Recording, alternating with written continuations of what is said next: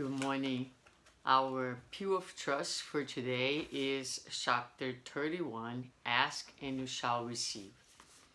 On the Sermon of the Mount, when the Lord proposed, Seek and you shall find, and ask and you shall receive, it is safe to say that he was not stipulating a list of demands or requests consisting of needs and wishes for God's immediate attention.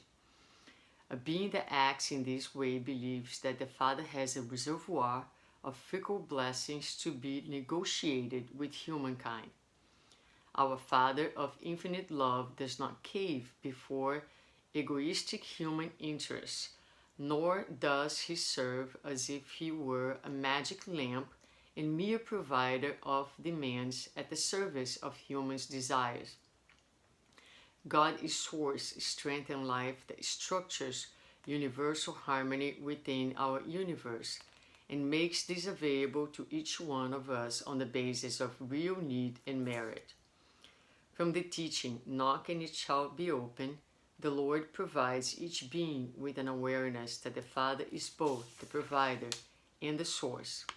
In this way, each one of us is granted what they need in accordance with their effort, work, willingness to be useful, and just merit, so as to promote progress and achievement on behalf of all. Divine concessions are not aimed for exclusive and personal use, but rather are firstly destined to bear fruits on behalf of their usefulness and peaceful purposes for the collective good. Therefore, ask the Father for the clarity that helps you to see those grandiose resources that are at your disposal.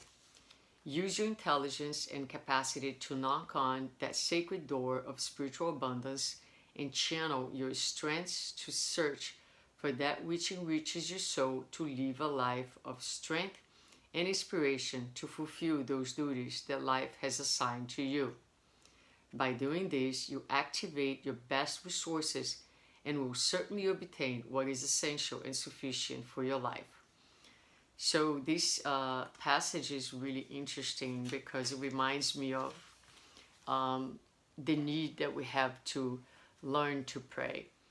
And we like to pray by asking for certain things that we wish, that we desire for ourselves. But if we think of ourselves as little children in our spiritual evolution, or perhaps teenagers, but certainly not mature and fully aware adults at this point, we can easily see when we think of our children and teenagers that quite often they ask for things that are not necessarily the best for them or the most beneficial. The same thing is with us. We think that certain things will fit us the best and will be the most appropriate for our lives when they truly are not. So the best and the safest thing to try to do each day is to ask God for its will to be done and not ours, precisely like in the Lord's Prayers. So yes, there is an incredible, abundant reservoir of resources that are available to us. God is always providing, but it is God's plans that we should seek to accomplish and not our own plan. So when you ask, you shall receive an answer, but it's important that we focus on what we are asking.